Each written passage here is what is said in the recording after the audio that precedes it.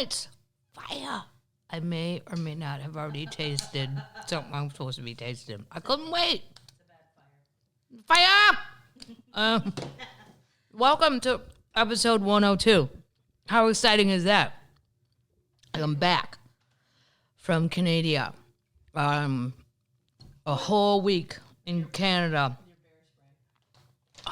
I paid $50 for a can of bear spray and I didn't open it. I think you should be able to return it. That's probably a good idea. Well, I gave it to one of the children that would use it a lot at the hotel. I figured he looked like a hiker. I'm like, yeah, he'd probably like that. But what I'm eating is Dick Duff's organic beef jerky from Canada, certified, crafted with care in Canada, Dijon mustard.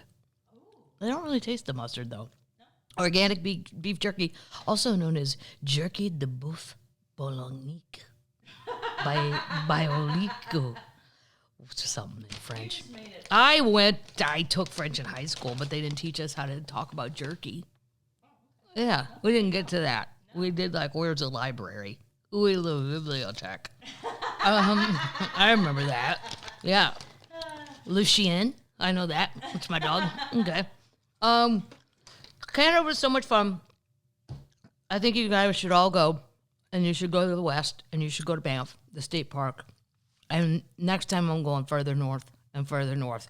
So eventually I'm going to end up on life below zero. I'm going to end up on that show. Except I have Raynaud syndrome and all my digits, my fingers and toes will go numb. But who cares? And I'm drinking one of their beers because I stopped in Canmore. And this beer is from the Grizzly Paw Brewing Company. It's called Powder Hound Ale, and it's delicious. That's another thing. If you're a beer monster or even a wine monster, they have great wines. I had so much fun. Everything you saw, if you go, you can see a moose on my social media. I'll put it on Instagram, Twitter, I'll put it on everything. Coyotes everywhere. I didn't even post those. Golfing, the coyotes are running around like they're actually pet dogs of the golf course. And they're prancing, like they're hopping around, like literally like Wile E. Coyote. They have a spring in their step that's adorable. Yeah, it was so, weather was perfect. And then I'm gonna read two things because I think we should learn something on vacation. Oh, okay. Right? It was so great. The golf was great.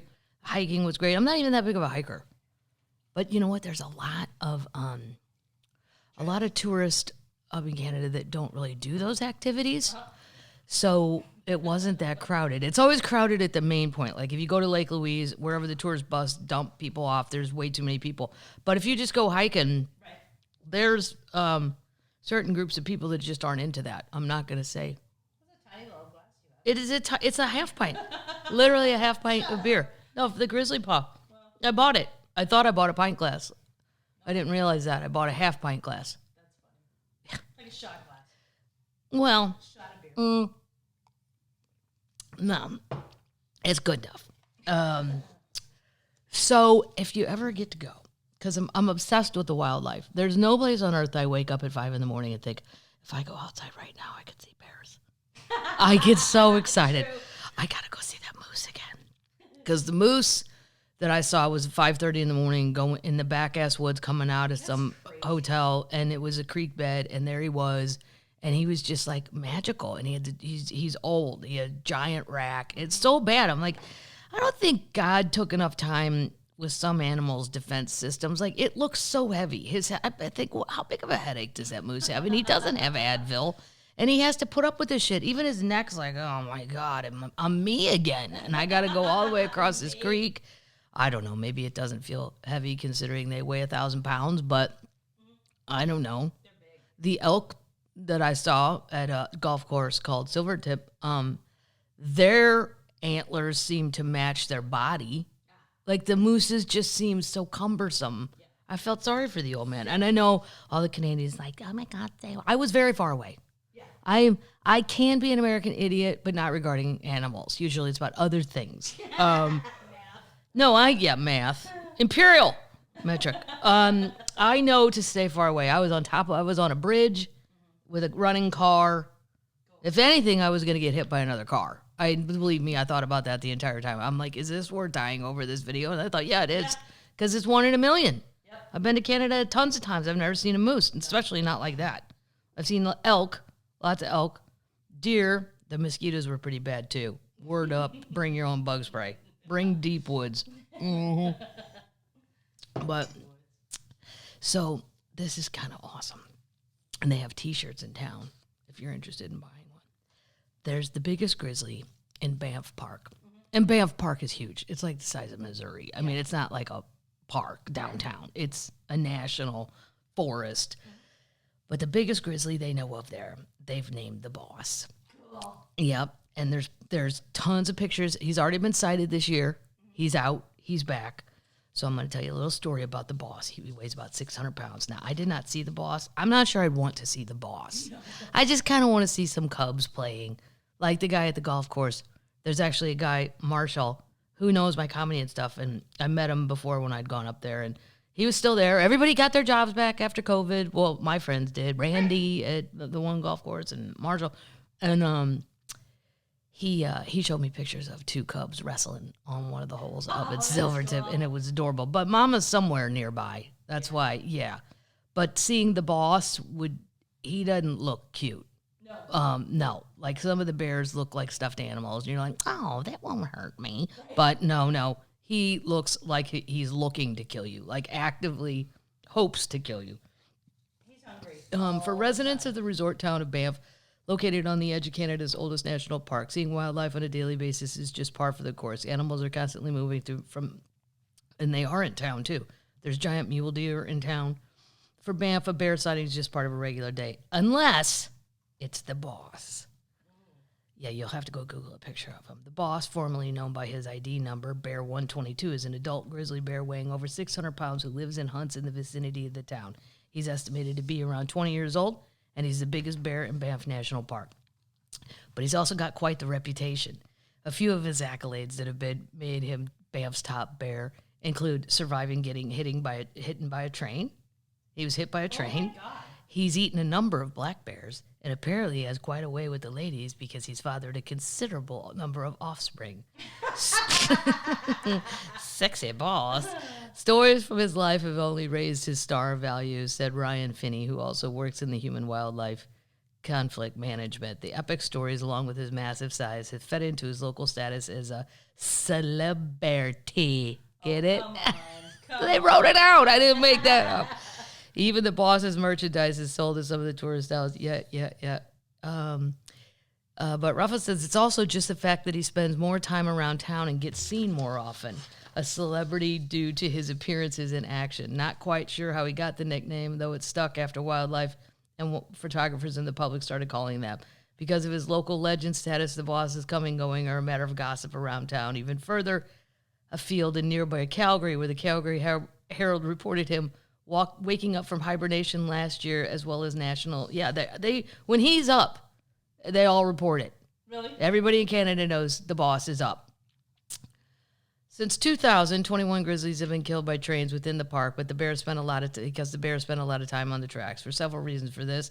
The dominant males, like the boss, he's collared, and so they can track him. He has a range of 965 miles. That's Imperial. Yeah. Metric, 2,500 square kilometers. Yes. Maintaining a presence not only in Banff, but he also goes in neighboring national parks of Kootenay and Yoho. I didn't know that one. The tracks serve as a fast and efficient travel corridor along the valley floor where the snow melts earlier and there are fewer obstacles. So that's why they like being by the tracks. Oh. But that's why they're getting killed. But it also serves as a reliable food source. Not only can bears find the carcass and other wildlife killed by the trains, but the grain is frequently slipped off the top of trains. They're getting the grain that's fallen off. He's made the railroads part of his routine. He uses them to travel and feed and is on them throughout the entire season. He already got hit by a train at some point. However, he's recovered and none for the worse for the wear. It doesn't appear to faze him once it's bit. He's still back on the tracks. He also, though, can make his way into town. It's said that one time he nonchalantly walked right through downtown, unperturbed by humans and cars. It's because he's 3 times his Well, size. right, yeah. He's not the only big bad bear in town, though. There are 3 challengers to his throne. The best known is Split Lip. Now, I saw a video of the boss chasing Split Lip. Really? And the boss is still the boss. Split Lip did not even turn around. You're kidding. He said, "Get off my train track and get out now." And Split Lip went barreling Took off. off. Yep. Wow. It's always possible that another male could become dominant for a season, but it depends on circumstances. So now the boss's position is secure. Even considering how close he comes to town, there's never been any truly bad encounters with the boss in humans. See? He's fine. He learned to navigate the human landscape quite well. Any bear that lives at the valley bottom where there are more people, if that bear is going to survive for 20 years and be dominant, they have to have intelligence. It showcases that he's very knowledgeable and he's learned how to avoid people and how to adapt. But there's a dark side of celebrity. I love it. Yeah. There also lies in a problem. As well as the dark side to be a celebrity bear. For all the epic tales, the boss is still a bear, and a bear living his life and doing what all bears do. There's a danger that residents and visitors have started to see him almost as a cartoon version of the real bear, which makes them cause to forget what's really important, that the role he plays in the ecosystem, and could even endanger him to the people who want to see him. During the summer months, people flock to the park in hopes of seeing the park's largest and dominant male bear. Well, I never thought I would see the boss. I just was hoping for a moose or some regular bears. He's not all of them. It's personalized him to the point where people think it's just part of the park experience to go and meet him. No, I don't think. my God, Normal people don't think. First of all, normal people, I don't think everybody knows, Canadians do, but tourists there's people from India and They don't know. China. I don't think they know about the boss, and I certainly don't think they have a free ticket to meet the boss. I mean, Here's a 600. the rise of social media didn't help, blah, blah, blah, blah, blah. What's the average lifespan of a grizzly bear? Or do you know that? I don't know. What's old? He's already 20. That seems kind of old for a bear. I'd say 25 or 30. Yep. Of a male? Yep. Saying he doesn't get hit by a train every Thursday. True. Yeah. 18. 18? Yep. Oh, he's already 20. He's already surpassed. No, 16? 16. 16 years old. Wow, he's 4 years past due. And before they hibernate, they consume 20,000 calories a day. They eat 20,000 calories a day before they hibernate. That still doesn't seem like enough to make it all the way through a winter. And pack on 30 pounds a week. And they gain 30 pounds a week. Wow. And he's 600 pounds. Wow. We're going to save the last thing. We're going to learn something at the end that's very Canadian, too. That's going to be my last little thing before we sign off today. But let's take care of some of this. Well, I already tasted the jerky's okay. It's fine. Doesn't taste like mustard? No, it tastes like regular jerky. Is it beef? But there's a restaurant there called the Keg, and it's all over Canada. It's not just in Banff. But could I highly recommend the garlic shrimp? Oh my God. They bake these tiny shrimp in this tiny little bowl. It's like a thing with 5 little things. And then they put garlic and cheese on top. It was just wonderful. This is the Keg's ranch dressing. This is the new dressing. They had the old ranch. This is the new ranch Yeah. from the Keg. Yeah, we've tasted the old ranch. I didn't eat a salad there. Is this available in the United States? No. Only in Canada? Wow.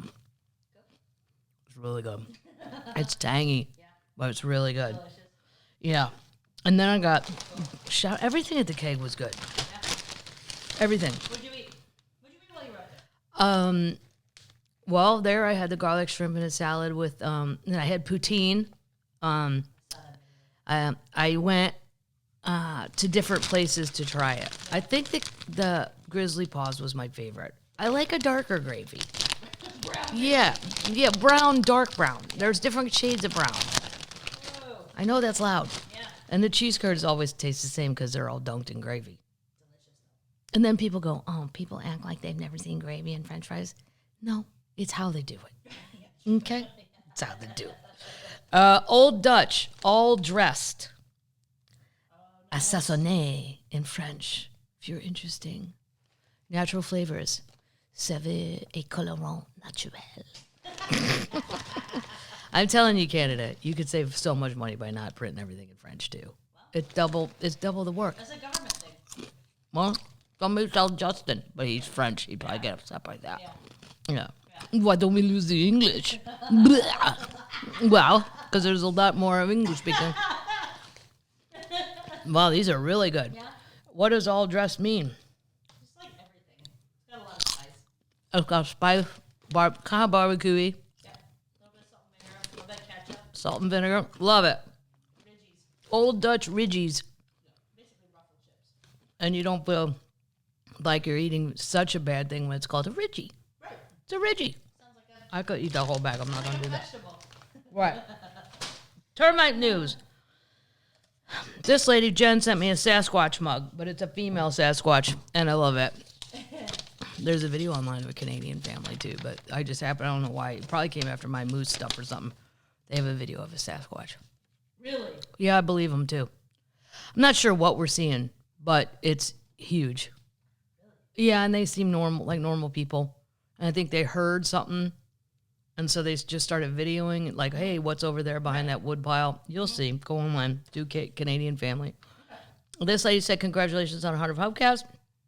She really likes it. Saw me in Denver. It was great. That's the one that will be on Amazon. Yeah. Can I tell the story about what the Amazon lawyer asked? Yeah. Okay, if the Amazon lawyer happens to be listening, we'll call him Bob. Right. I'm not going to say his real name. And just know that I say this with love, Bob. So, so I have specials, everybody know. I mean, my whole life, whatever, Comedy Central, HBO, just keep doing one at a time. But 90% of my life, I've spent time making fun of my parents as part, not the whole special, a good chunk though. Yeah. Now that comedy money has afforded a lot of nice things for my mom and dad, and they really could care less what I say, right? So I turned in my homework. I'm proud of it. They like it. My dad always says sarcasm is the highest form of flattery. My mom is tired of people asking if they could see her pills in her purse. But she does it. She still does it. Like, if you see my mom out in public, if she doesn't deny me, she denied me at Walmart. She goes, by the way, I Judased you in Walmart. I'm like, what?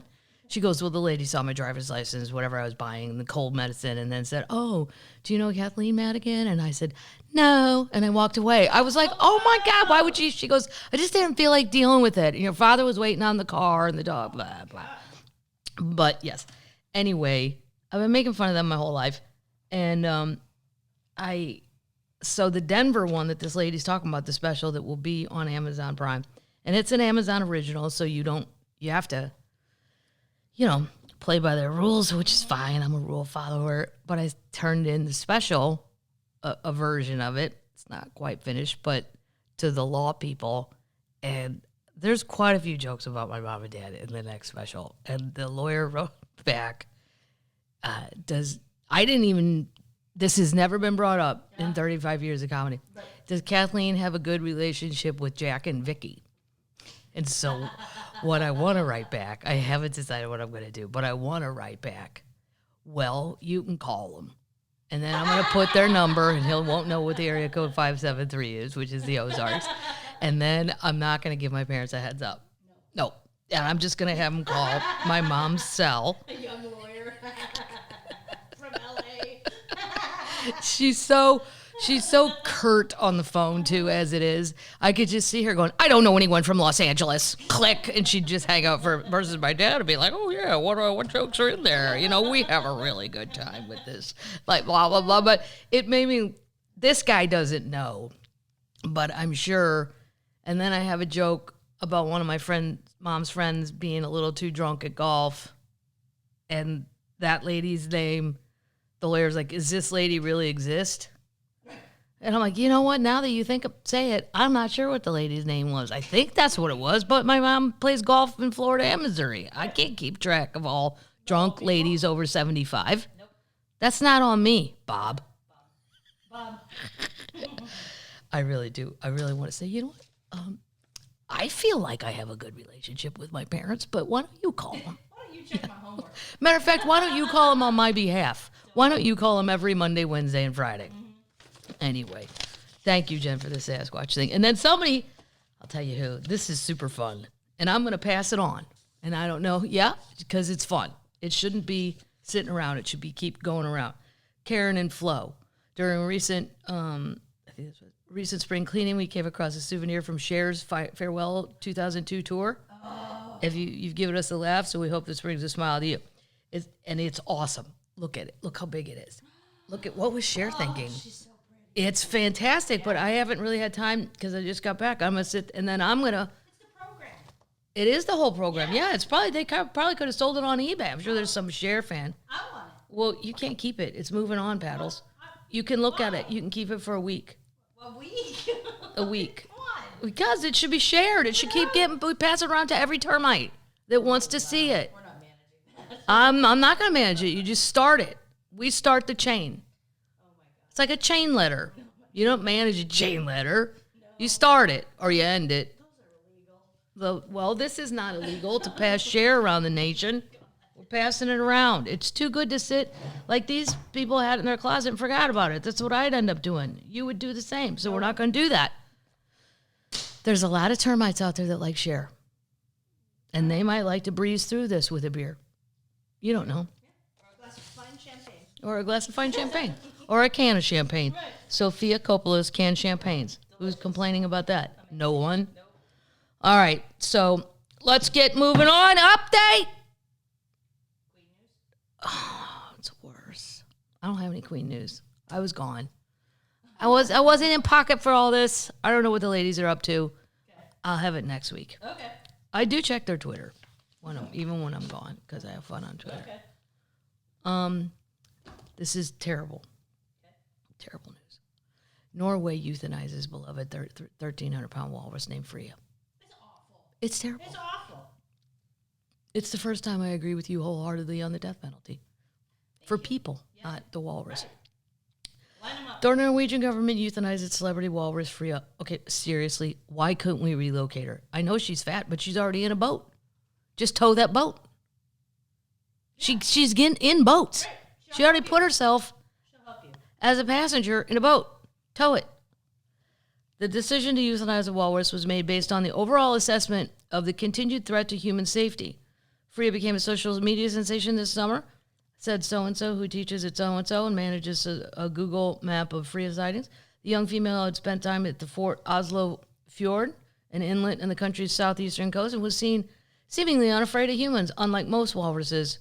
Several popular videos show her climbing onto small boats to sunbathe. Yeah, and she sunk some boats and stuff. Yeah. But if you want her out of the harbor, she already put herself in a cab. Mm-hmm. Tow the cab. In the past week, the director warned the public to stay away from Freya, saying that they had observed visitors swimming with her, throwing objects at her, and getting dangerously close to take photos. Of course they will. There's people that are dumb. Right. The people disregarded the current recommendation to keep a clear distance from the walrus, Nadia so-and-so, said for the Department of Fisheries. Previously, the directorate told CNN that it was considering multiple solutions, including relocating Freya. Right. Right. That should. But the extensive complexity of such an operation made us conclude it was not a viable option. I say bullshit. I call bullshit on that. I've towed weirder things in the Ozarks. Right. Like what? And you're the Norwegians. Right. You're in charge of the seas. Right. That's your whole deal. Lazy. Lazy. We have sympathies for the fact that the decision can cause reactions with the public. But I'm firm that this was the right call. We have great regard for animal welfare, but human life and safety must take precedent. Female walruses weigh between 600 and 900 kilograms, or around 13 to 2,000 pounds. 1,300 to 2,000 pounds. There are over 25,000 Atlantic walruses making their homes in the icy waters. I think this is the same one that was in Ireland and all that. They said she's been everywhere. Normally, walruses will show up on some islands, but they will leave quite soon because they're afraid of people. But Freya's not afraid of people. I think she actually likes people, and that's why she's not leaving. And then people, a lot of people were with me. Actually, someone said 2 hasties. He said the fisheries staff were monitoring with a patrol boat to ensure the public safety, and that she would likely leave the fjord soon, as she had on her previous visits. It's terrible. It's awful. And you know what? If you've been told, don't mess with Freya, and I'm the park fishery person, I shoot you with a paintball gun. I do. And that shit hurts. Have you ever played paintball? I have. It was terrifying. It hurts, especially at a close distance. Yeah. You don't kill the animal because the people are dumb. Right. No. No. And I'm not like, some PETA person hollering and screaming all the time. But that's just bullshit. It's awful. Terrible. Yes. And she liked us. Yeah. Yeah. She want to hang out. That's awful. She chased people on paddle boards and kayaks. Well, paddle faster. You're in a kayak and there's an enormous walrus out there and she's super friendly. That's on you. She's like a giant lab. Yeah. She was spotted off the coasts of Britain and various European countries, including the Netherlands and Denmark, for at least the last 2 years. Yeah, so I'm sure she was the one probably in Ireland, too. In the wild, there's 225,000 walruses. No, make it 224,099. 999. Thanks. Minus one. She was hauling herself onto piers and boats. Some ice sheets are melting because of modern climate change, causing walruses to lose some of their habitat. There's no ice for her to get on, so she's like, well, I'll get on the boat. Right. This is just a horrible story. Yeah. It's heartbreaking. Yep. Yeah, this person said, many other options should have been used to try before killing her. Freya had sooner or later gotten out of the Oslo Fjord, which all previous experiences shown, so euthanasia, in my view, was completely unnecessary. Terrible. Agreed. That's kind of a Nazi move. Yeah. Yeah. I won't go into history, but They kind of towed that line. well, not saying they were. We'll move on. Just saying it was a bad decision. Mm-hmm. This is why I don't, she trusted us. This is another update. Oh my God. This is so incredible.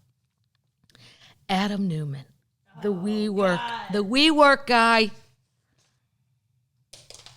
There's a moron out there, I'm gonna tell you who just gave him $350 million for a new thing called Flow. And it's how we're all gonna live together in apartments and have common space. And maybe the guy at Valet will also be the head chef. Oh no, wait to hear this. Wow. I can't stop thinking about Adam Neumann. This is written by James Thorne. What he did to land $1 billion valuation from Andreessen Horowitz for his new real estate venture, Flow. And what Mark Andreessen, I don't know if I'm saying this right, it's Andreessen's, there's a lot of these, justification for backing one of the most controversial founders in the world. For now, all we can do is imagine. Flow has a bare bones website and a 16 paragraphs announcement on fuzzy details. I've read everything I could read because why? I'm doing the work of the Lord, so you don't have to, termites, to try to understand what it is he's pitching. I don't understand it. There's a few takeaways. There might be rent-to-own programs in these apartments, which has kind of never been a thing. Right. But they don't even say that. Newman has dragged yet another man who fails upwards. He was dragged as yet another man who, yes, he does fail upwards. It's bullshit. Comparisons were drawn to Sean Parker, who leapt from Napster's music piracy debacle into a fledgling Facebook. Those who dared to defend WeWork, it had a $4 billion exit, were reminded of the office leasing startup had raised more than $10 million and once was valued at $47 billion. And Jack Straw spent it all like an idiot. This Mark, we'll just say Mark, he's the donor, was caught in the critical crossfire, filing headlines early this month about his stance against multifamily housing development in his own community.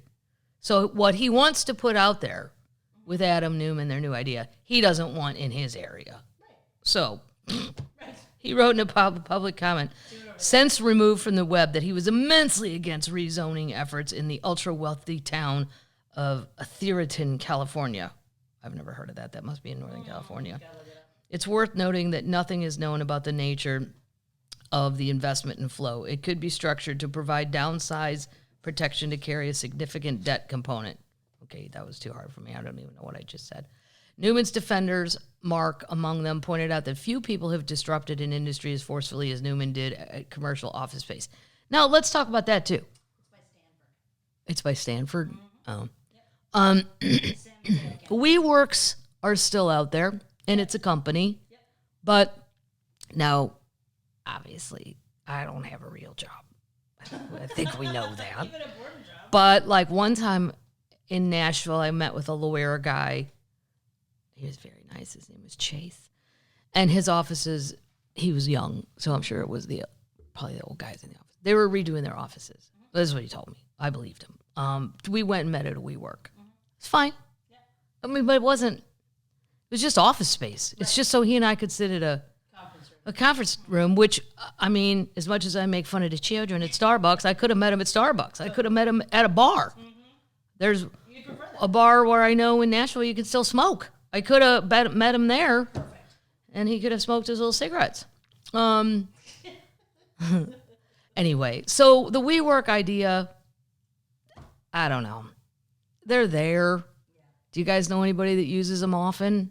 I don't, but I don't know serious people. I don't know people with jobs, really. I am very serious. You're a very serious person in paddles, and you don't need to go have serious jobs either. No. We don't know anything about that world. No. But I can tell you the day I went down to meet lawyer guy, there wasn't that many people in there. Lawyer man. Chase was his name. Free coffee. I didn't even see free coffee. Yeah. I didn't see all the shit I saw in the movie, the WeWork movie. Where's the draft beer? Because this meeting isn't about me being smart. It's about Chase being smart. Chase, you're supposed to make me smart. Okay? That's how this lawyer meeting is going to go. Here's a bunch of papers I don't understand. You read them, and then you make me smart, and I get to have a draft beer while all this goes on. Right. I did not see any draft beer. I didn't see soda, water, nothing. It's just an office space. Wow. We're not going to go talk about WeWork anymore. We know about. One noble aim of Flow is to help renters earn equity, but the rent-to-own models have been around for decades, and they are often seen as a better deal for the landlord than the tenant. I didn't know there were rent-to-own apartments. Depends on where you're at. Nobody ever told me about that, and I just rented all my dumb apartments before I could afford a house. Right. I think it's a new thing for the children. For the children? Yeah, they don't have 20% down. They don't have 20%. Well, they should have been alive when I was alive. You could have had 10%, and even that was bullshit. Black Star. One of the characteristics of Flow has been lifted from WeWork's infamous S1 filing. Marx described the company as an effort to build community-driven, experience-centric with the latest technology. Okay, that's a bunch of word salad, and I don't like the words. No. Here's what I don't want. Let's all cook breakfast together. Fuck off. No, it's like a bed and breakfast. I don't eat breakfast, and I don't want just a bed. I want, maybe if you said bed and wine, Delicious. I'll have wine when I get home. Right. But bed, I don't like community. I'm not hippie enough. No, I don't want to go down and have a beer with strangers. Like my friends, yes. Right. Only if all my friends did it. What would a branded apartment from Adam Neumann look like? The doorman could moonlight as a bud tender. Oh, Christ, they actually wrote bud tender. Perhaps Flo will be the subject as the same tortured trademark we as an on-site daycare dubbed Flo Grow. Come on. Oh, my God. They keep pushing the community idea, and there's just a lot of people that are never going to be on board with that. This lady being one. I think the nerd children like that. You think the nerd children like it? I don't, because then you're forced to be social. I'm actually good at that, but I don't feel like it. Have, every minute of my life, They're not social. None of them are social. go down to get coffee. Hey, Bob, how's it going? Huh? My name's Kathleen. I live in 14E. I'm renting a own. Big, huge high hopes. Shooting high, Bob, shooting high. What unit are you in? Let's get together. Have you learned how to play pickleball yet? Me neither. Let's give it a go. I like to meet people in the wild, meaning a bar, or I don't want it contrived. This all feels forced and contrived. Like, I love meeting new people at a bar. I met very fun people in golf. Like, you get, teamed up with people. If you're a single or a twosome, they go, here's 2 people, or here's 3 people. Yeah, that's all great. This is weird. Ghost kitchens could cater family dinners. Oh, there would be collaborations. Travick Galnick's, I don't know anything about chefs. Kalanick's Ghost Kitchens could cater family dinners. That Fire Festival guy could run a summer concert series. Like, this guy's making fun of it. They will, maybe Flo will oversee a revival of Yoga Babble in the tech world. WeWork promised to elevate the world's consciousness. Remember that horse shit? Stupid. What would Flo's mission be? To unlock the human potential of neighbors? Whoa. Right. Like, I met my neighbors, Jeff and Debbie, or as I call them, Jebby. Mostly because of COVID. Because they're busy. I'm gone all the time. And I was like, hey, you guys want to have cul-de-sac drinks? Right. And we just went out in the grass. But then that's a natural, right. It wasn't like some forced, hi, I'm your neighbor Kathleen. I'm a stand-up comedian. Do you ever listen to me on Sarah's radio? No? Okay. How about a free Pubcast shirt? I mean, that would just be weird. Right. One actual detail, that guy's making fun. They plan to launch a crypto wallet, according to Forbes. Oh my God. Perhaps partnership. Yeah. Perhaps ownership in flow-operated apartments will be tokenized. A flow DAO in lieu of homeowners association. Oh, 16 paragraphs. This guy's saying there was a lot more I didn't even see, and I don't understand what he's plugging. Solid facts. Okay, is it going to be rent to own? They mentioned it might be, but they're not saying yeah. Right. I didn't know there could be. Never even heard of that. I guess it's already existed, but I don't trust him. Well, I would never give him any money. I wouldn't give him $10, more or less $350 million. But he has bought. This is what I'm looking for. It's in this one. This is crazy. This guy, by the way, he's a Silicon Valley venture capitalist. This Andreessen Horowitz. But Newman has acquired majority stakes in over 4,000 apartments in places like Miami, Nashville, Tennessee, and Fort Lauderdale. These properties are valued at more than $1 billion. I know after he got the boot from WeWork, he was secretly buying up a shitload of properties. Yep. I didn't know what they were for. In his own name. Right. Yep. But I also don't you're the landlord and I don't trust you at all. Right. What is this scam? It's ridiculous. I'm just warning the children. I'm warning the children. Because this might appeal to like a young person who thinks I want to save up. That's not good. Smart thing, but here's good news for me and the children. Taco Bell's Mexican Pizza's back. Update. Nice.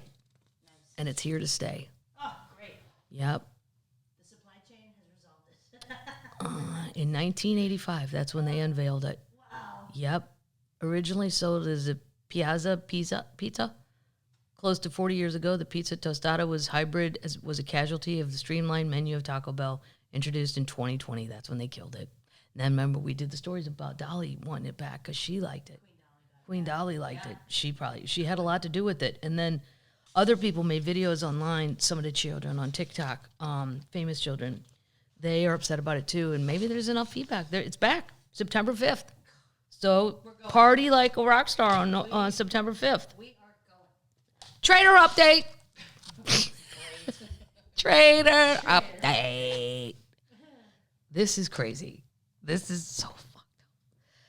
I don't want to say that I'm not going to say it because I might lose a fan or two. Okay. If I was the judge, my answer is nay. You're not going. Definitely. No. The woman accused of stealing Nancy Pelosi's laptop during the insurrection, she gets to attend a Renaissance fair. What? They're letting her out. What? Why? I wouldn't let anybody out of their house to attend a Renaissance fair, God. Even if you had not committed a crime. I'd say, let's rethink this. Wow. If anything, let's do a Civil War reenactment. Because then at least you know what team you're on. Winners, losers. Yep. Hear ye, hear ye. Whoever wrote this is a funny Vanessa Romo of NPR, shout out. She opened the article up with hear ye, hear ye.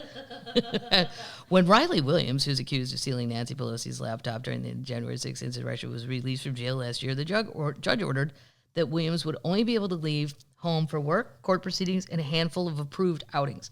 Now it appears the Pennsylvania Renaissance Fair is one of those exceptions.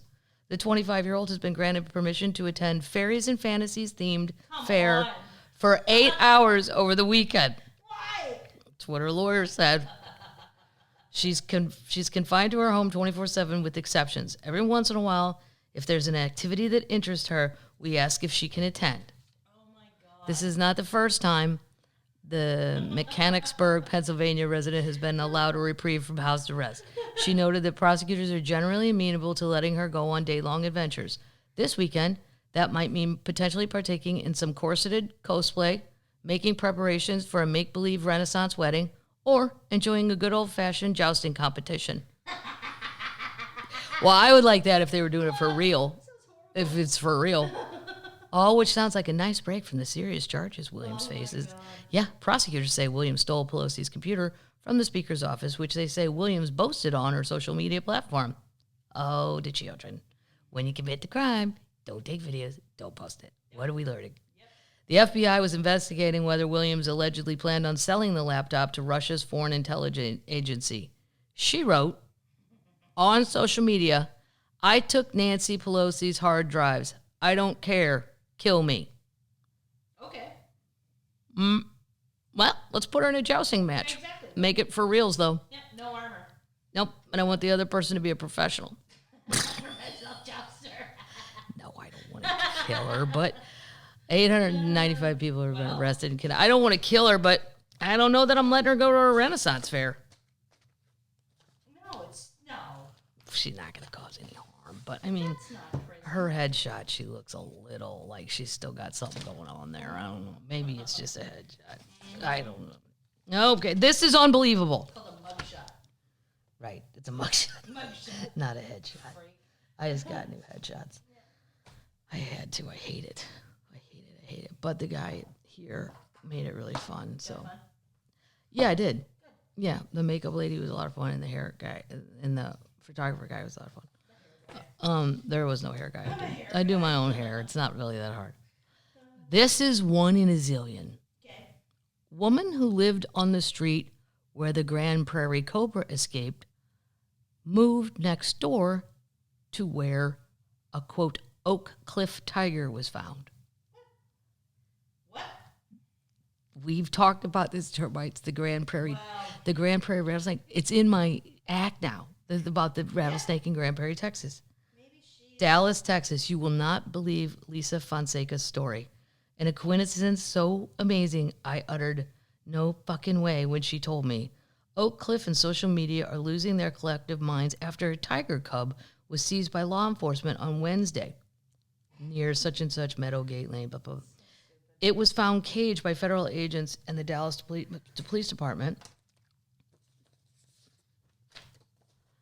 as they served a warrant surrounding weapons charges to the popular rapper Trap Boy Freddy. What? Wow. Never heard of him. Wow. Trap boy.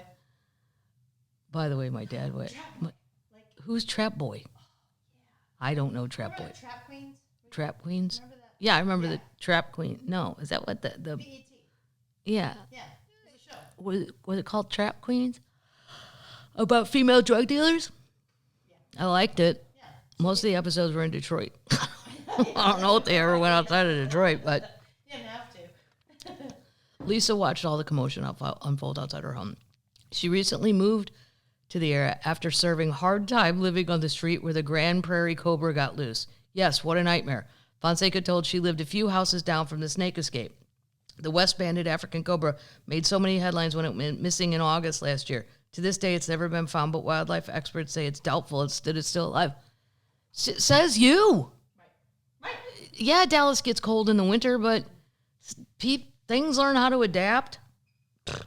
The snake's owner, 23-year-old Lawrence Maddie, was arrested for intentionally. No, we know because he gave a big apology to children. He was one of the good children, said he's very sorry. I believe him.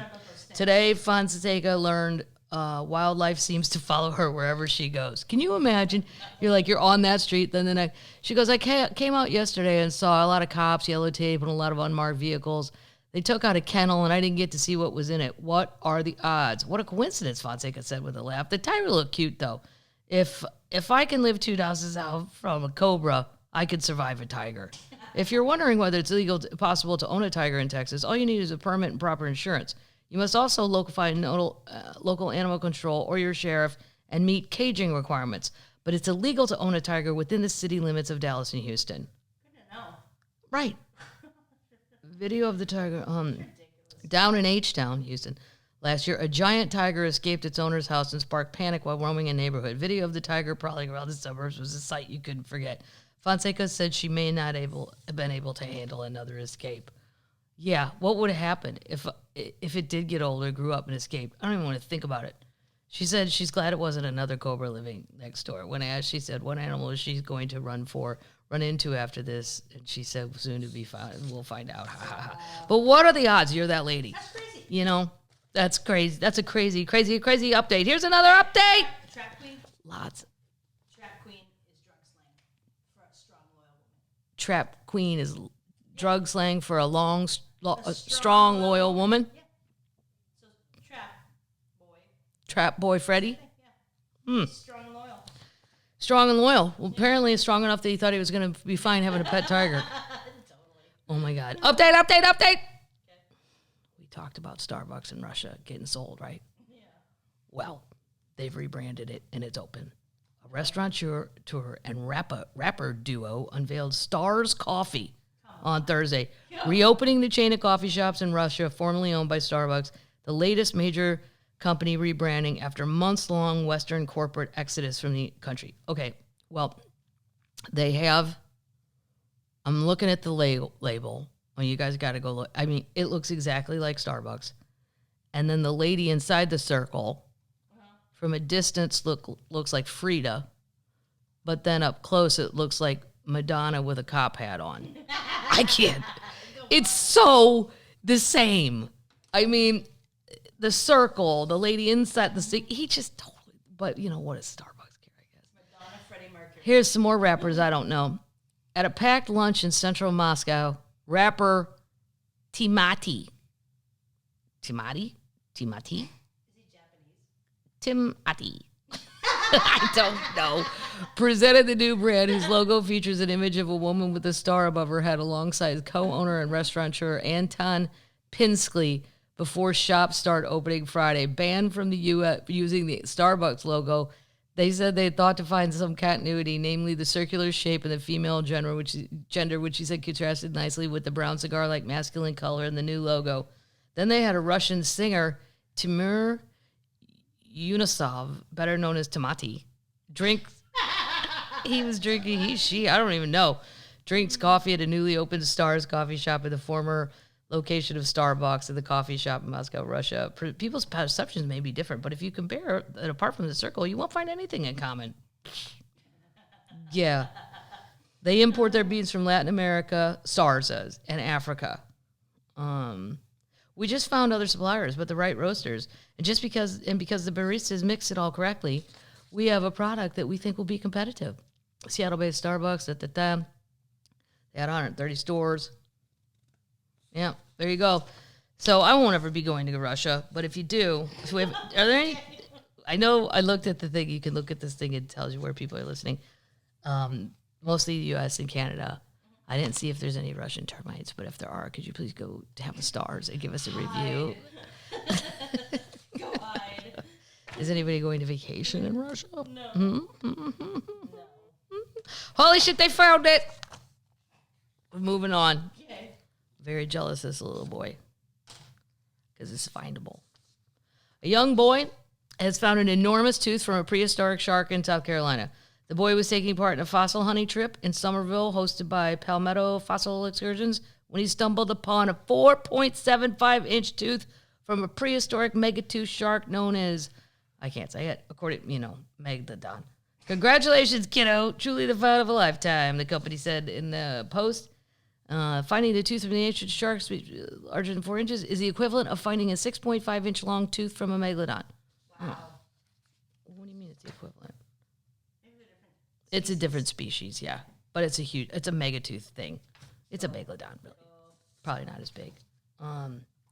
This species is thought to have gone around extinct about 3.6 million years ago. Its earliest remains date back to more than 20 million years ago. Megalodon is considered to be one of the largest and most powerful predators to ever live. Some estimates suggested it could have grown between 50 and 60 feet in length. Okay, this is a funny story. Because I don't know. The Discovery Channel, who I trust, or it might have even been the History Channel, I can't remember, had a show called Megalodon. And my friend Lorene, who is the one who made Bothering Jesus, like she makes TV shows, like she makes Wicked Tuna, like she's the boss person. Yeah, it's very cool. And I texted her, I'm watching this Megalodon and I kind of believe it. I shouldn't though, right? She was like, oh my God, Kathleen. And I go, well, how am I supposed to know if this shit's real? And she said her husband is a scientist.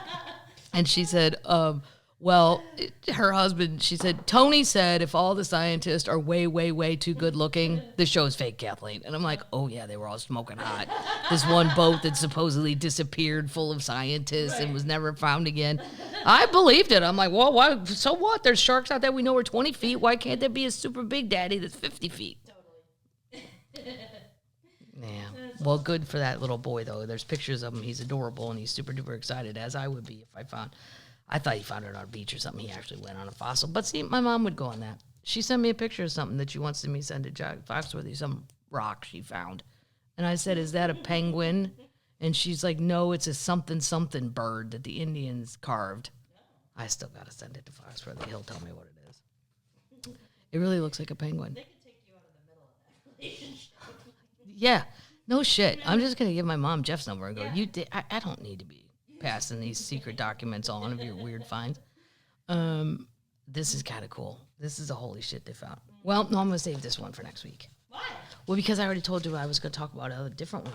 I have a lot of holy shits they found it. This is kind of crazy. I think it's a 400-year-old German ship in a river that is perfectly preserved as a time capsule.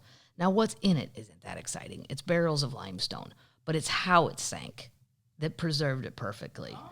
It sank almost standing.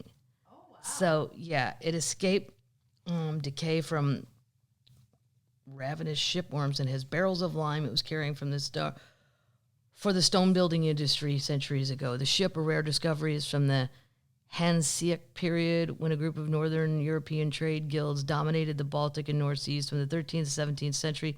Live scientists previously reported. Wood quickly rots away underwater in this region, and few shipwrecks of this age have ever been found. But the maritime archaeologists think the wreck survived beneath the waves because it was quickly engulfed and protected by a layer of fine mud carried there by the river Trav, which leads to the city of Lübeck. The remains of the ships were first found in 2020 during a routine sonar thing, but they finally got to it. And the pictures of it are crazy. All because it just got, the mud saved it. It just got covered in mud. I wonder if the people, though, they don't say with the people. Did the people perish? Perish? Yes. Yeah. Die? Yeah. They would have to have gills. I'm moving on. Okay. Okay, this is it. I don't even know what we should. There should be we should have a segment just called Drought, because I'm fascinated. Just Drought. Every important river deal is drying up, and no one's. I'm still sitting here eating ranch dressing. I'm not doing nothing about it. I don't know anyone that is. It is imported ranch. It's fancy. Yeah. Germany's Rhine River will become impassable for barges carrying coal, oil, and gas later this week. It's a devastating blow to factories upriver. Rhine! This week! The Rhine, Lake Mead. I don't even bother with the stories for the podcast because every week they're like, oh shit, we found another 8 bodies in drum barrels. It's running so dry. I always wondered as a kid with Lake of the Ozarks, what would happen if all the water just, because that was after dropping my dad's good fishing pole in the lake. And then we used to try and dive as kids to make money. We used to try to dive. If somebody dropped something, we would say, oh, we'll get our scuba up. But it's so murky, like the Ozark Lake, you barely can find it. So I would think, what if this whole thing, in my mind as a kid, I was like, there'd be so much money. I'd be so rich. Jules. But, I mean, these things are actually happening. Germany's Rhine River will become impassable. Levels at Cobb, a key point along the waterway west of Frankfurt, are predicted to fall from 40 centimeters on Friday, below 40 centimeters on Friday. At that choke point, the river becomes effectively impassable for many barges, which use the Rhine to move a range of goods, including coal, oil, and gas. Wow. Old Hickory Lake in Tennessee, which is really the Cumberland River, every day a barge goes by with coal and then sand. I don't know, or gravel. I don't know. I only know the coal ones for sure. Water levels will then fall further than to 37 centimeters on Saturday. The river runs from Switzerland through France and Germany to the Netherlands, where it joins the North Sea. It's a vital life supply for several major companies, providing transit and plentiful water for engine cooling. A typical barge has a capacity of more than 100 lorries. Rental rates for vessels have soared since its navigation has become more difficult. I mean, it's the Rhine. What about all the... I have an article, but I didn't have time to do it for this podcast. I'll do it in the next one. What about all these river cruises? Right. The Viking... Like, I've always wanted to do a Viking river cruise. I know that sounds like an old person. I don't want to go on an ocean or a cruise ever again. But I'll go on a river.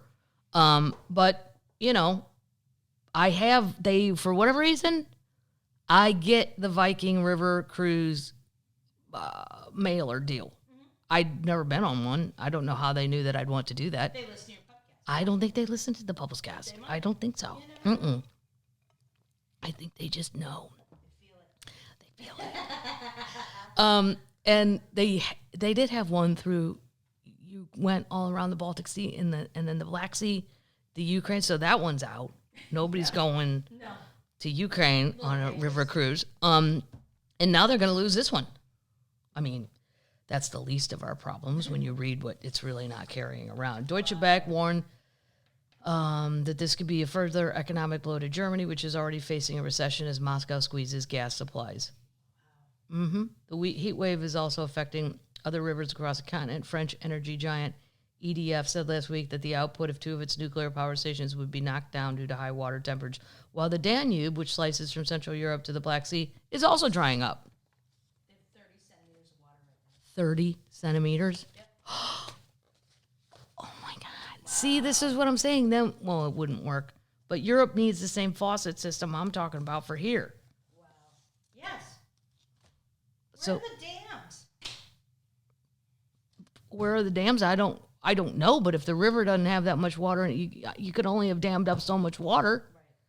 That's not an answer. No. Paddles? No. Oh my God, I totally love this next article. Okay, moving on.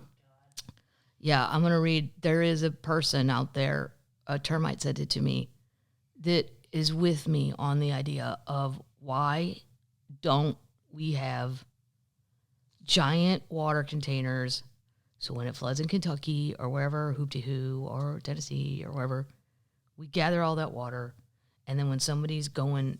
They're out. They don't have any water. We should have underground pipes, like a brewery, and just say, "Hey, turn on the water." And we turn on our faucet. And there you go. I just shot you 400 gallons. You good? How many more you need?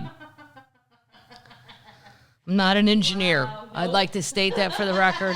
I'm not an engineer. Wow. I flunked all science classes, but I'm an idea lady.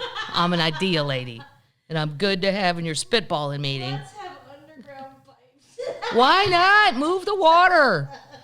Instead of just people go, we're flooded, shit. And then there's people out there going, it's so hot, we haven't seen water in 100 years. It's ridiculous. We do have enough water, it's just not in the right place. Thank you. I'll be in the campaign trail starting next Friday. Oh, my God. Meta, Google insiders.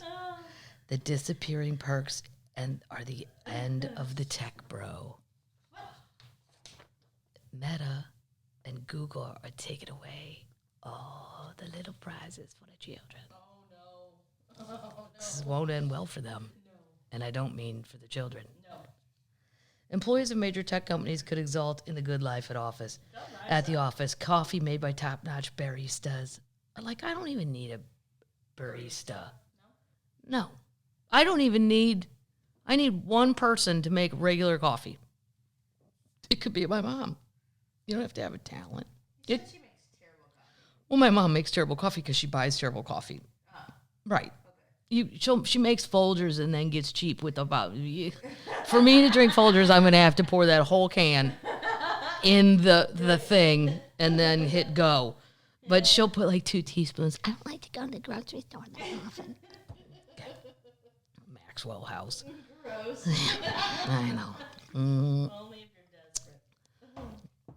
Coffee made by top-notch baristas, nap pods, rub-downs by massage therapists, on-premise medical clinics, gourmet meals, and an endless array of snacks. But earlier this year, Meta, we hate Meta, the parent company of Facebook and Instagram, announced that it was cutting out free laundry and dry cleaning. Oh, no. No! They have to do their own clothes. Meal times at its Menlo Park, California headquarters were moved from 6:30 to 6 p.m., the same time the company's last bus shuttled employees off campus.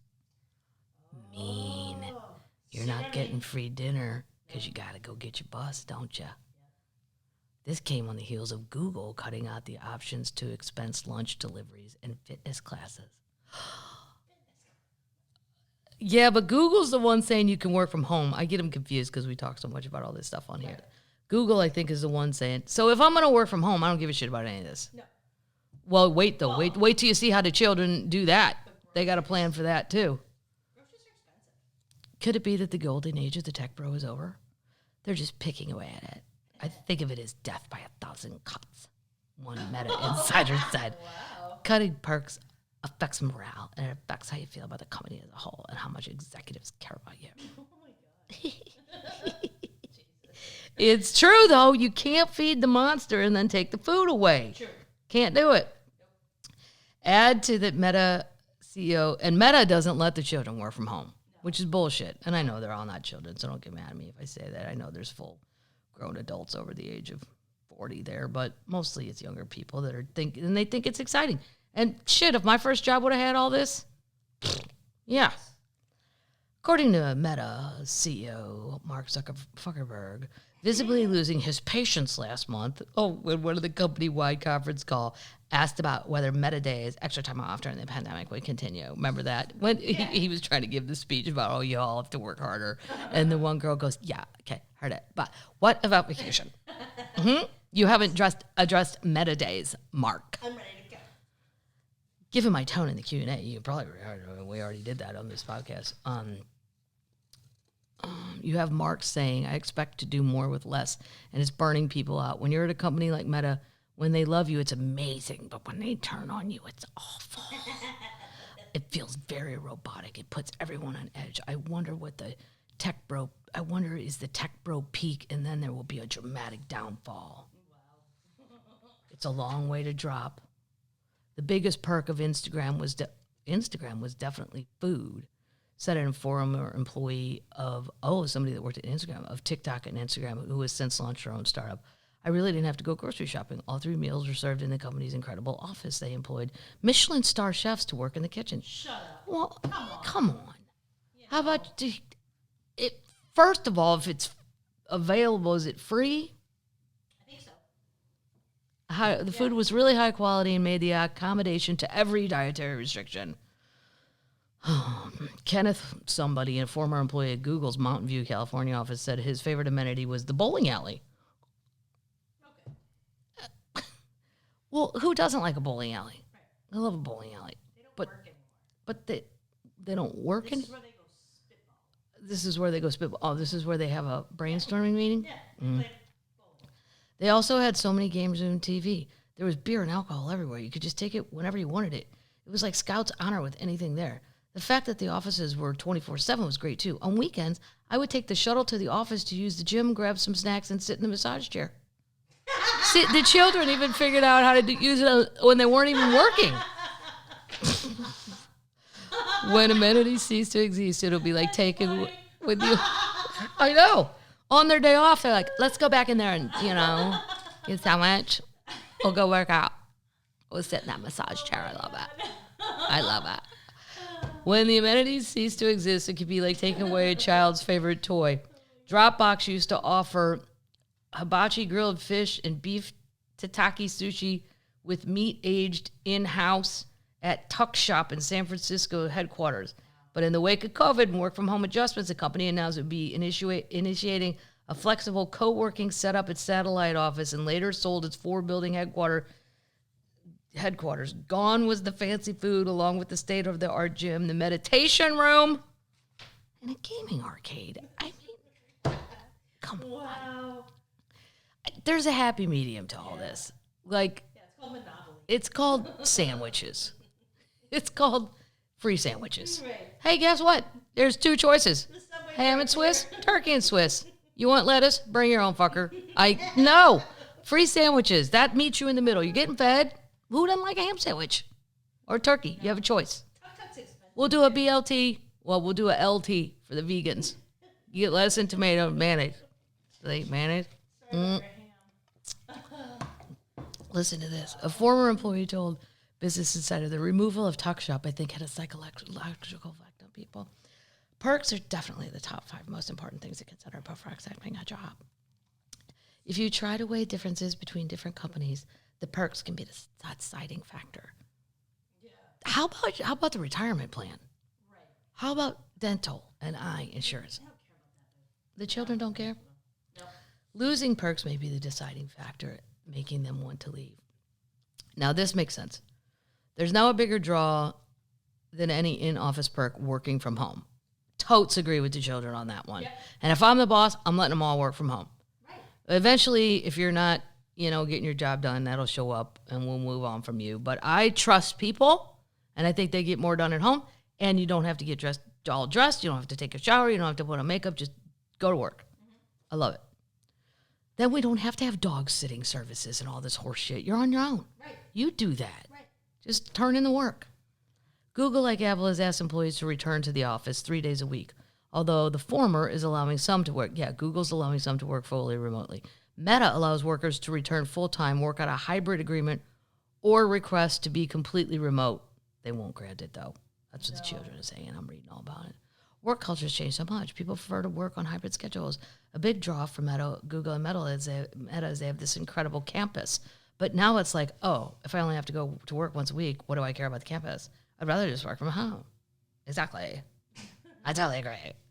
Office-related perks are less consideration for people. It's more like about compensation and other benefits like are mental health-related. When I think back to those days, I was living my entire life on campus from sunup. Yeah, it's a trick, too. That's why the children shouldn't fall for it. It's a trick. They want to indoctrinate you that this is your life. You have no other life. You forget there is another life. Right. Like, I've seen it. I won't say what company, but I've seen it firsthand. It wasn't my job. But somebody I know really well. And then they say, and by the way, you can't date the employees here. So now you're there all the time, but you can't date them, but you're never away.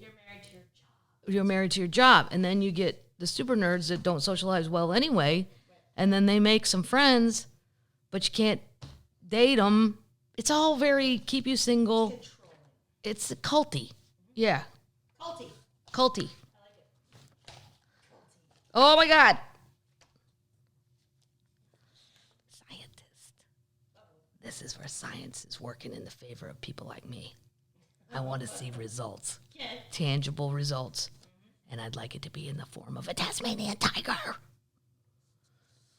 Have you guys ever seen a picture of a Tasmanian tiger? Just the one you showed me. They're bizarre looking. It looks like a hyena / jackal / something. Yeah.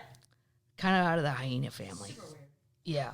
Well, where would we be without dreams? It's a question raised in the new Netflix fantasy drama, The Sandman, based on thought. Whoa. Oh, yeah. This is a very stupid introduction.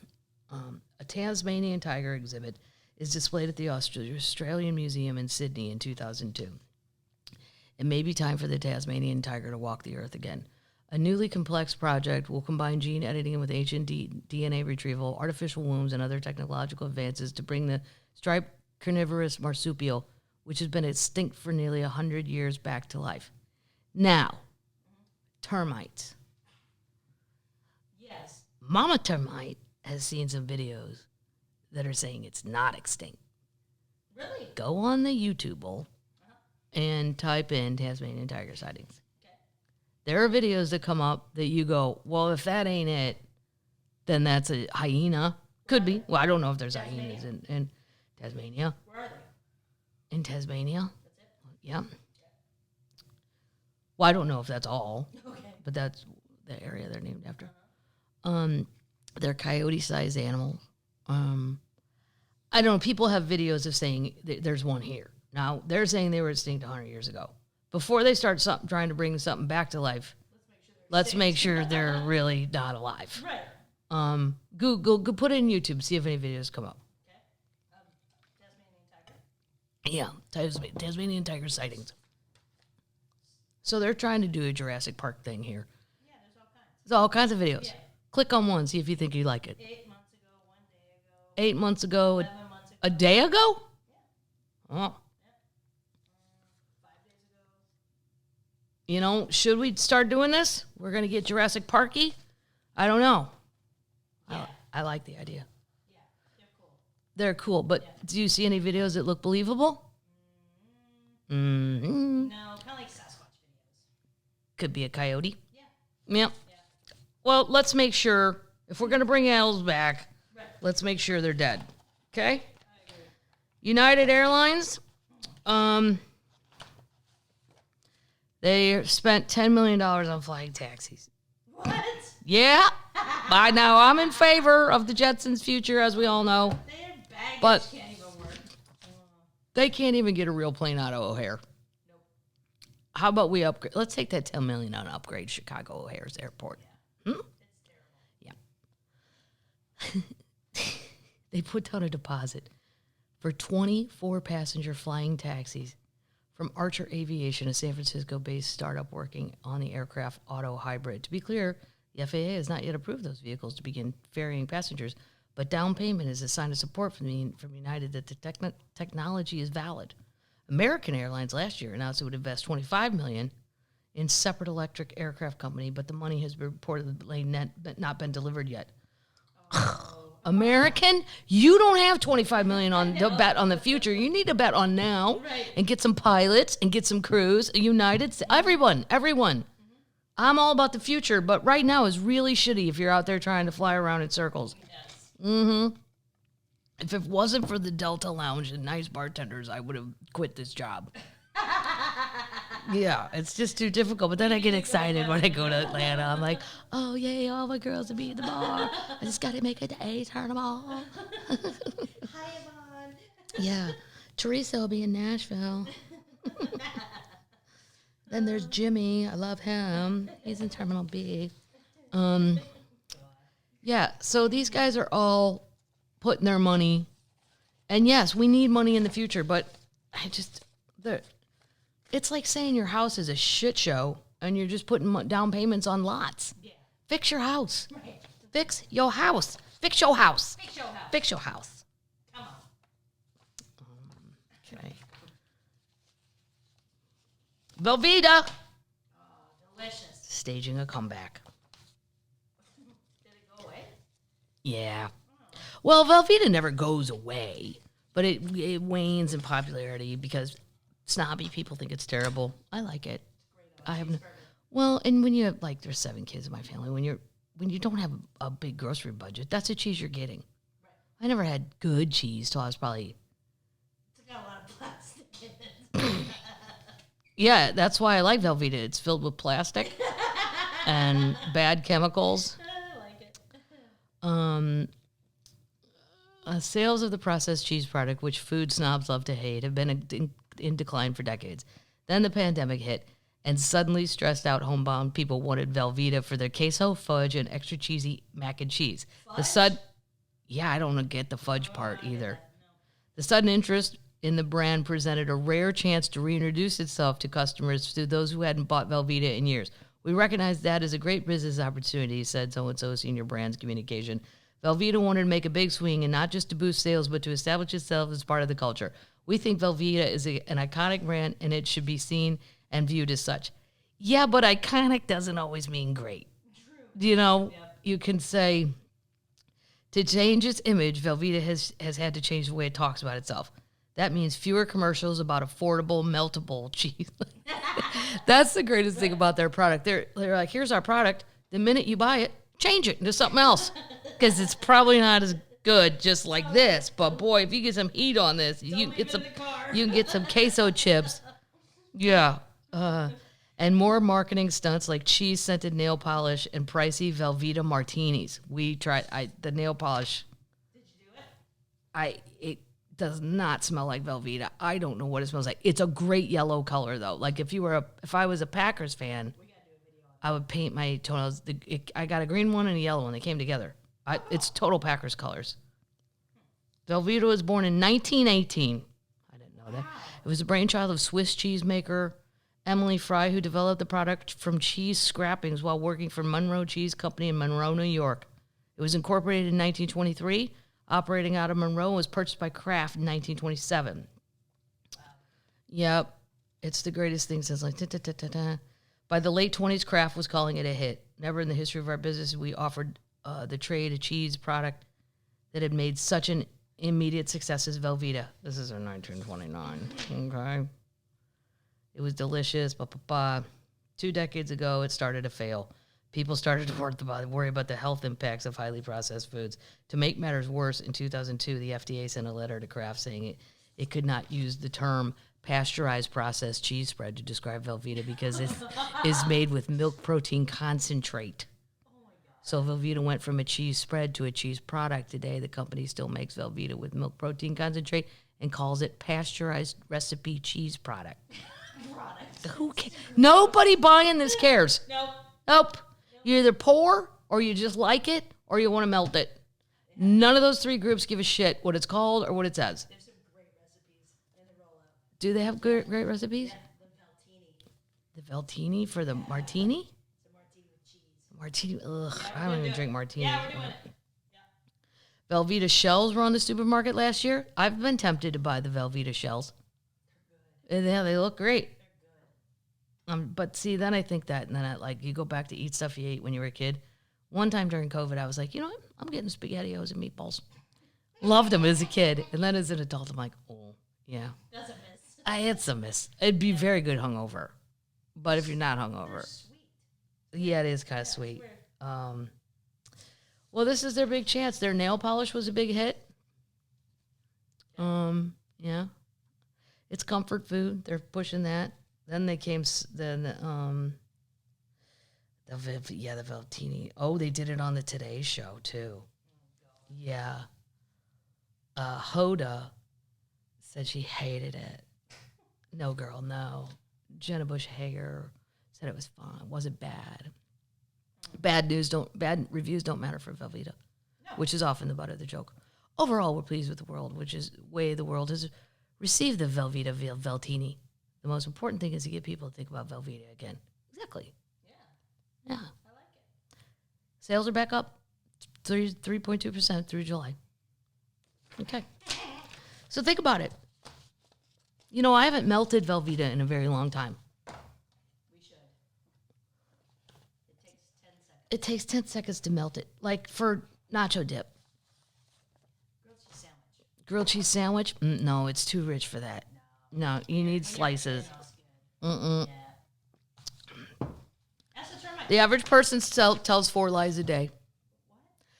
What? That's a segue. That's another argument. This is what they're saying. 4 lies a day. I don't think well, first of all, I'm a terrible liar. Yeah. But then, not only am I a terrible liar, but then my dad, because the lawyer guy, dad, always told us if you're ever caught, well, all the things I do in my act, but also which I don't do in my act, try to never lie because lies turn into details, and details can't be remembered if they were a lie. They can be remembered if they were the truth. That's how many people get themselves tied up in their own bullshit lie stories. Because so then when my dad would explain all that, I'd be like, I just won't lie. Like, it's too much. But they're talking about even white lies. Hey, do I look cute in this dress? Hey, do I look great in this suit? And you go, yeah, but you don't really care. It's hard to say I don't really care. Right. It's fine. Do you like it? I always like to go, do you like it? That really puts people.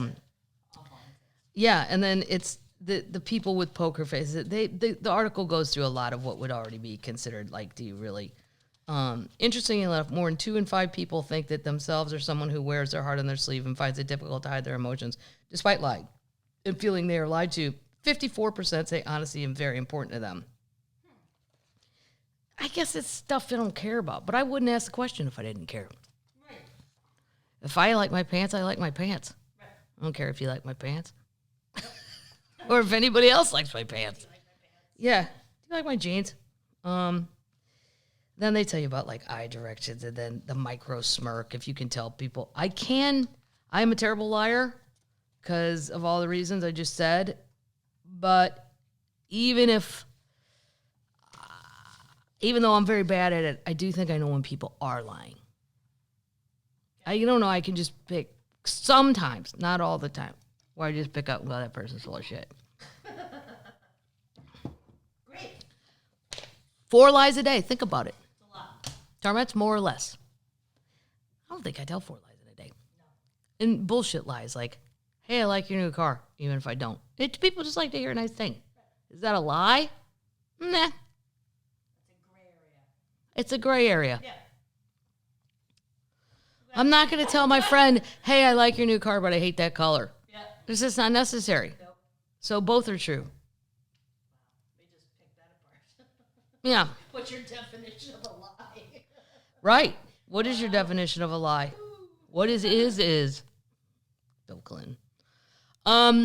This is what we're going to learn about from our little Canadian trip. Another thing I learned. Then I have to go. So I have you go back to Canada. I get to go back to Canada to do this show in Niagara Falls. There were 2 fans I met, 2 termites, and they said, "Oh, well, we would go anywhere in Canada to see you." I go, "How about Niagara Falls in 3 weeks?" They're like, "Well, not there." I said, "Well, good, because it's sold out anyway, and I already gave away my free ones." Bye-bye. Bye-bye. It was funny, though. Okay. What is the difference? But these are things you'll know for life, termites. Right. I didn't know. What's the difference between bison and buffalo? Oh. Oh. I don't know. Paddles, you're Canadian. I don't know. You should know. I don't know. Why do I know? Because you grew up closer to them than the rest of us termites. I don't know. People in Montana should know that. There's bison in Canada. Okay. Yeah, I know.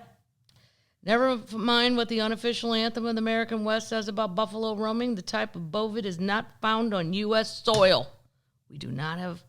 But then what about Tatanka in the movie? Rob, remember when Kevin Costner dances with wolves, and then the Indian guy goes Tatanka, and then Ron got drunk one night and kept going, "You know that movie? You know that movie?" And I go, "What movie?" He goes, Tatanka, Tatanka. I couldn't stop doing that for months. What do you mean we didn't have buffalo? Well, we have stateside making up the best known herds in Yellowstone and on Catalina Island. I've been to Catalina. I've seen, these are bison. Those are not buffalo. Okay.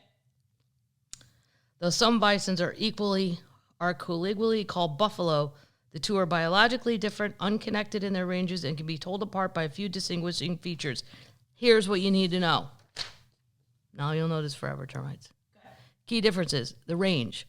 Wild American bison occur only in North America, European bison in Europe, and water buffalo in Asia, Africa. Well, I know what a water buffalo looks like, and it does not look like a bison or what I thought was a buffalo.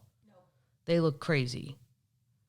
Size. Most buffalo species are larger than bison, 1,900 to 2,600 pounds versus 1,600 to 2,000 pounds. Horns. Bison have short and stubby horns, whereas both buffaloes are long and curvy, almost like a Texas Longhorn, but they come out like that, like through the front almost. Never thought of that. Me neither. Buffalo and bison belong to the tribe Bovini. I like it. Nice. Yeah. Which includes medium to massive animals in the Bovidae family. The Bovidae family also includes antelopes, gazelles, goats, and sheep. While a number of Bovini species are commonly called buffalo or bison, there are only 4 true bison and buffalo species. American bison, that's what's in Yellowstone. That's what's attacking the idiots. Bison. Gotcha. Bison? Yeah, but I thought the Indians in all the movies called them buffalo. I'll have to look that up. Yeah. They're the heaviest land animals in North America, and since 2016, the U.S. national mammal joining the patriotic ranks of its national bird and the bald eagle. Centuries ago, American bison inhabited large swaths of North America, the Great Bison Belt extending from Alaska to Florida to East New York. Now they have a patchy range thanks to commercial hunting, slaughter, and diseases introduced by domestic cattle in the late 1800s. Today, wild bison occur sparsely through Canada and Alaska. I've seen them in Canada. Yeah. Yeah. And in parts of the West, including Idaho, Montana, Arizona. Blah, blah, blah, blah, blah. So Catalina Island, which is it's off the coast of California, like you drive south of LA and then you get on this boat, and it's fun for a day. I'd like to spend the night out there because it's probably really quiet and cool. I never got to spend the night in Catalina Island, but they made a movie out there, and they had all these bison, and they just fucking left them. Why? Can you do that? They sure did, and they didn't care about, who owned Catalina Island for a while. Wrigley the gum guy. Yeah, and he has these Wrigley Gardens. You can go through. First of all, if you ever go, you can rent a golf cart right down where the boat drops you off. Get out, rent your golf cart. I would recommend, maybe it's not legal, you could go get a little 6-pack for your drive around the island. Nice. Maybe a nice bottle of wine. Doesn't mean you're drinking it all. You just have one glass of wine when you get to the top of the Bison Ridge. Right. The bison are on the uninhabited part of the island. Okay. But they do come over. There's a town, right? There's a town. Yep, it's adorable. Great place to have lunch or whatever. I think spending the night would be fun just because it'd be so quiet and spooky. But there's not a whole lot. There's a 9-hole golf course if you want to rent some clubs. You can go swimming, snorkeling, whatever. But that's where Natalie Wood died out there when she fell off the boaty boat. Yeah, but there's also sharks out there, and I know that for a fact. So I'm not going snorkeling there. Anyway. They just left them on the island, so it's weird that you can shoot a movie and leave shitloads. The Yellowstone herd right now is the largest in the country, it's containing anywhere from 2,300 to 5,500 individuals, depending on the year. The IUCN estimates that there are 11,000 to 13,000 mature wild American bison in North America. Species is considered near threatened due to genetic manipulation of commercial bison for marketing traits. What is it Ted Turner sells? Bison burgers? Yeah, Ted Turner's Montana Grill. The Montana Grill. Yeah, I've had one. Uneventful. Rather have a hamburger. Wow. I mean, it'd be fine if I was really super hungry and there was nothing else. I would eat it. Right. It was good, but not as good as a hamburger. No, meat's more fat. Besides wild populations, there are also domesticated American bison that are grown for meat. So there's your differences. European bisons were hunted to near extinction before the 20th century. Yeah, they played a major role. They are recovering the species in Europe.